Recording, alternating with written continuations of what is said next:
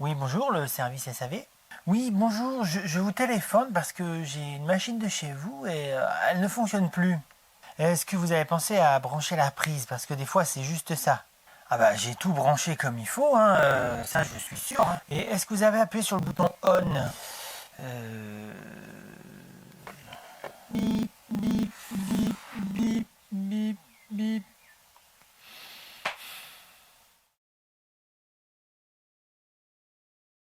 Bonjour tout le monde, il y a quelques temps j'avais fait une vidéo à propos d'une cliente qui m'avait appelé et au final en fait c'était sa non-compréhension de l'installation qui avait fait qu'elle pensait qu'il y avait une panne. Et en fait voilà, la panne c'était l'utilisatrice.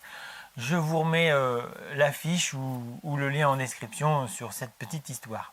Mais aujourd'hui l'utilisateur qui pense que c'est en panne, ben, c'était moi et je vous raconte cette histoire. Le contexte, c'était que j'étais en train de faire la vidéo sur cet appareil et je me suis dit, bon, bah, comme c'est un nouvel appareil et que j'ai des nouveaux outils, je vais tester pour faire une nouvelle démonstration et moi aussi m'assurer que ça pourra fonctionner à partir de l'appareil que j'ai dans le camion si j'en ai besoin sur un chantier. Je trouvais ça sympathique. Donc je ramène la machine sur mon plan de travail, je la branche et je vous montre quelques secondes de ce que je n'ai pas mis dans la vidéo.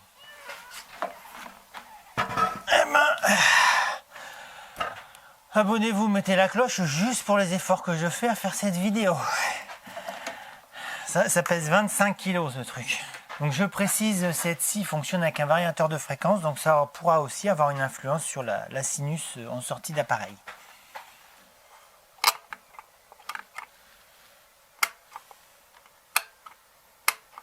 Ah, ça marche pas. Alors je vous passe les détails du stress dans la tête de pendant qu'on est en train de faire une vidéo et un appareil qui marche pas. Donc du coup à l'image vous avez vu avec la perceuse à colonne, mais alors je sais pas si ça s'est ressenti, hein, mais franchement j'étais pas vraiment dans l'ambiance enthousiaste. D'autant qu'en plus j'aurais dû faire un test en forçant sur la machine, mais voilà, j'étais tellement agacé on va dire et dans le stress que j'ai pas fait aussi bien que j'aurais dû ce test de puissance et de résistance. J'arrête là pour le contexte. Donc comme vous l'avez vu à l'image, je branche la machine, j'appuie sur le bouton et rien ne se passe. Et là, trois hypothèses se bousculent dans ma tête. La première qui m'est arrivée tout de suite, c'est comme cette machine fonctionne avec un moteur avec un variateur de vitesse, peut-être que c'était pas compatible avec le fonctionnement sur onduleur et j'ai eu cette idée parce que ma grosse perceuse Bosch a du mal à démarrer souvent quand je suis sur groupe électrogène, enfin j'étais sur groupe électrogène et sur onduleur je crois pas avoir le souci, mais j'ai régulièrement eu des soucis avec cette machine avec ça. Donc je me suis dit bah elle marche pas sur onduleur. Ou elle ne marche pas sur une centrale qui ne serait pas hyper haut de gamme. Donc je fais le test sur la prise du studio vidéo, mais qui est lui-même en autonomie, hein, sur un onduleur autonome. La machine ne se met toujours pas en marche. Alors là, à ce moment-là, je suis toujours dans l'idée de ça marche pas sur onduleur, et je suis très très triste, parce que si c'est le cas, ouais, c'est dommage. Voilà, c'est une machine que je voulais depuis longtemps et si elle ne marche pas dans mon atelier...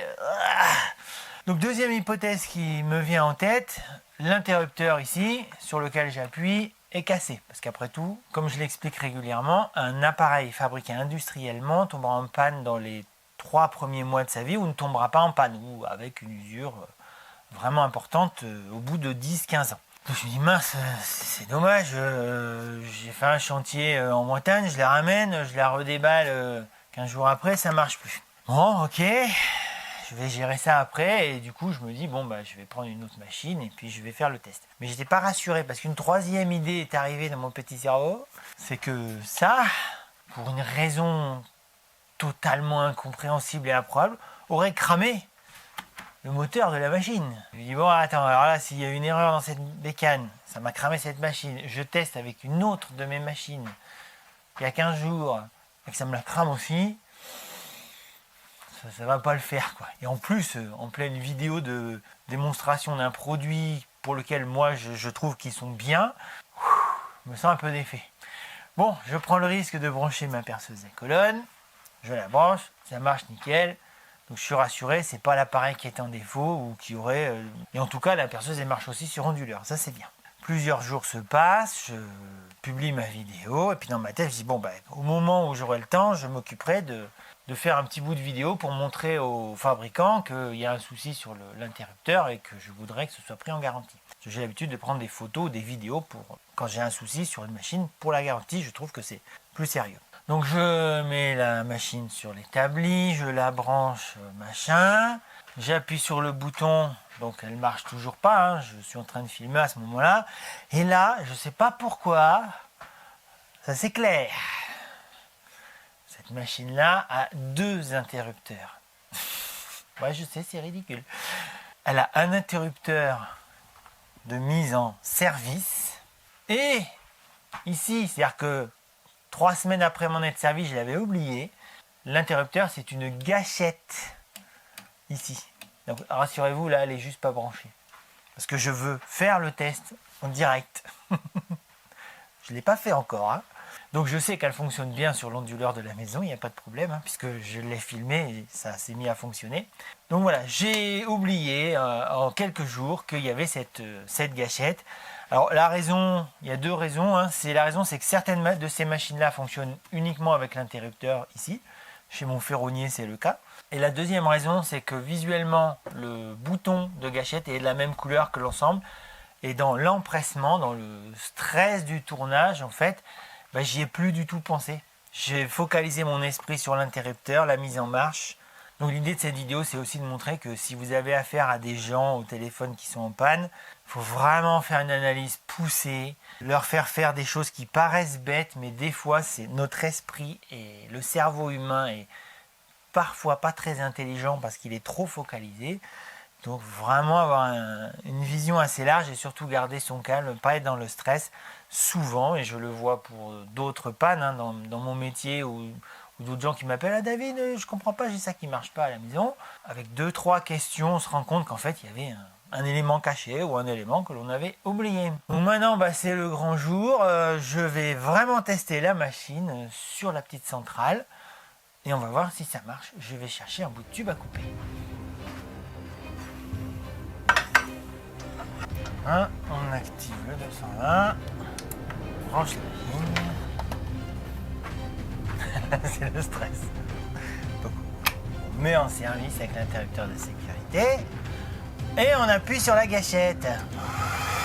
Ah ben voilà, tout va bien.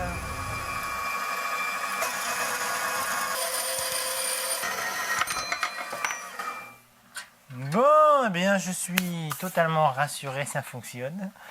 Je suis content aussi d'avoir pu faire le test de puissance parce que la machine est donnée pour 1000 watts il me semble, et là en coupant ce tube carré je suis monté à 330 watts, donc ça va. Déjà je suis content que ça puisse fonctionner sur des chantiers, puis que ça fonctionne et que cet appareil n'est absolument pas en cause sur mon erreur d'interprétation.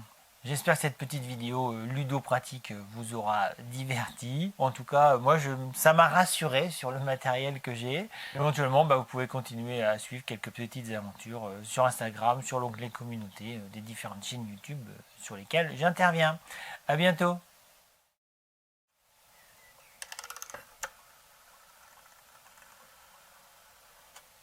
Ah non, il faut d'abord décrocher. C'est pas comme les smartphones modernes. Ah, les jeunes, vous vous rendez pas compte à quel point vous êtes dans un monde merveilleux. Ah, il y a intérêt que ça marche. Putain, les boules, que si ça marche pas. Éventuellement, vous pouvez nous retrouver. Nous, mais bien sûr, nous. Bon, c'est cool.